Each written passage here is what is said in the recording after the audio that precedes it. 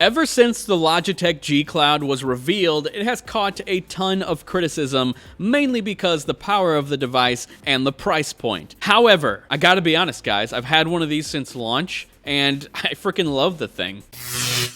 One thing that I think a lot of people ignore when it comes to the Logitech G CLOUD is the fact that it is a full-blown Android tablet, meaning that you have access to the entire Google Play Store with real games on it that you can play natively, and not just games, but apps, so you can stream things like HBO, Netflix, Disney+, all from the device itself. And one feature that I love that obviously a ton of devices can do, but it works really well in the G CLOUD because of the size of the screen, is play a game, but then also have Hulu streaming down in the corner, so I can do a little multitasking session where I'm grinding in a game doing something mindless, but then also watching, I don't know, True Detective or something on HBO. So yes, all the marketing for the Logitech G CLOUD was focused on streaming Xbox and PC games to the device, but that doesn't mean it isn't a fully functioning Android tablet. Like I said, you have access to the entire Google Play Store. There are real, legit games on the mobile store, believe it or not. I'm currently playing Vampire Survivors on the device a lot, but there's also other great franchises like frickin' Danganronpa and Final Fantasy that you can play natively on the device without needing to stream anything. And of course, most mobile games that have controller support or like a backbone support of some sort, they'll immediately detect that you're using the G CLOUD, so you can actually use the controller on them, and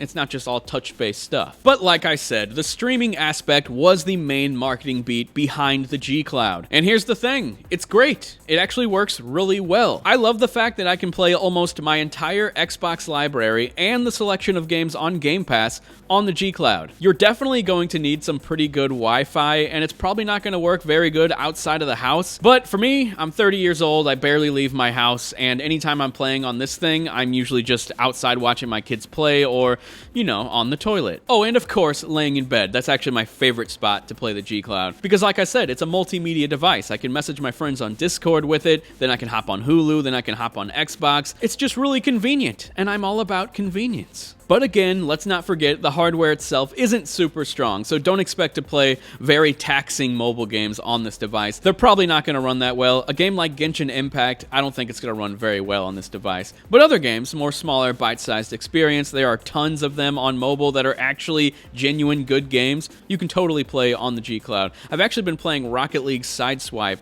That's really fun, and it plays great on this device. So like I was saying, the Xbox library, or the Xbox ecosystem, which is what I like to call it, because of the fact that Xbox does this really cool feature that anytime you close a game, it immediately syncs that save to the cloud. And anytime you open the game on a different device, it immediately grabs that save and puts it in the game. So I can literally instantly go from streaming a game like Forza Horizon 5 to my G CLOUD, closing it, opening up my Series X in the living room, it downloads that save progress instantly, I continue on there. Later that night, I go in my bedroom on my Series X, open the game, instant cloud save on the console. Never have to upload anything manually, it's all just instant and works so damn well. It's honestly one of the major reasons I've fallen in love with the ecosystem over the past few years. And I just realized, all of this is making me sound extremely lazy, but you know, it is what it is. And then there's NVIDIA GeForce Now, which allows you to stream a select library of Steam games in your Steam library to the device. And I gotta be honest guys, GeForce Now looks even better than Xbox Cloud streaming. The Xbox Cloud streaming, as much as I love it, a little fuzzy, a tiny bit too fuzzy, and I'm really hoping they update it over the years. I'm assuming they're going to.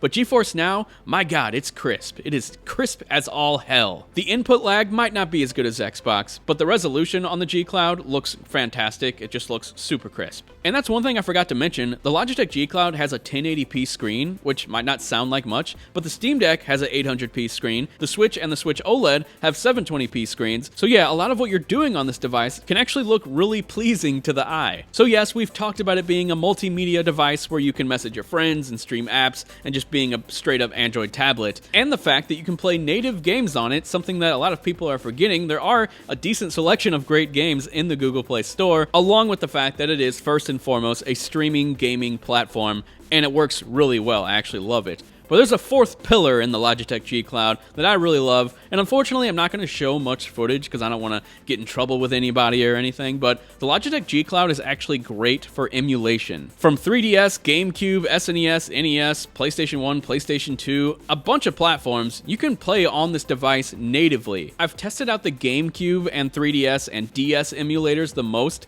And when it comes to GameCube games, they are hit or miss. Some of them simply won't load, which is weird, but a lot of them will load, they will play great, and they'll look great on the device. And same with the 3DS. A lot of games will play really well, and then others, they just don't really run at all, or they just don't open. I have no idea why. I'm actually not super big into emulation, but I did want to shout this out because a lot of the platforms available on it work super well. And guys, it is easy. It is extremely easy.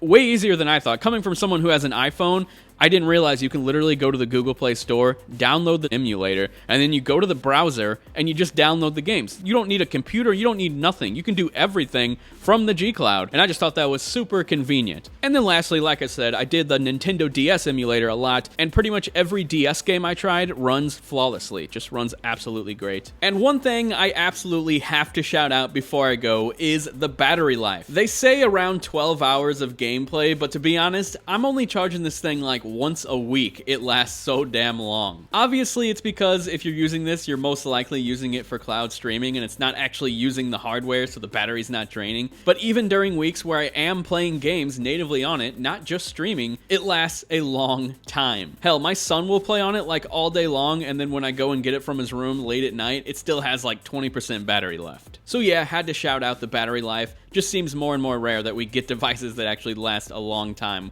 when it comes to the battery. If you want a tried and true dedicated gaming handheld, go get the Steam Deck, go get a Switch if you don't already have one. This might not be the device for you if you're really into handheld gaming. However, if you're looking for something that's more additive to your console or PC experience, or simply a multimedia device that also allows you to stream your games to it, then the Logitech G Cloud just might be for you. So that's pretty much it, you guys. That's why the Logitech G Cloud has been very common in my gaming rotation lately, just because of all the stuff you can do on it. It's not a super powerful device, of course, but that doesn't mean there isn't still a lot to play on it, and that it can't be super convenient, especially for someone in the Xbox ecosystem, which I've really grown to love over the past few years. I can't remember if I said that earlier in the video. But yeah, so that's it. Let me know what you guys think down in the comments section below. Is the Logitech G Cloud something you would ever be interested in? I honestly hope it goes down in price. I think this would have been a really hot item at even like 200, 250, but 300 to 350 after launch is just a bit too much. Like, even I gotta say that, even for someone who loves this thing, I really wish they could have launched at a lower price point. But again, this is Logitech. They don't really get any money from Xbox streaming or from all these things that you can do on it. They're simply only making their money from the hardware sales, which is why they have the premium price on it. So yeah, let me know what you guys think down in the comments section below. And if you want more videos like this about hardware, video games, reactions, previews, reviews, be sure to subscribe to Destructoid. I'll talk to you guys later. See ya.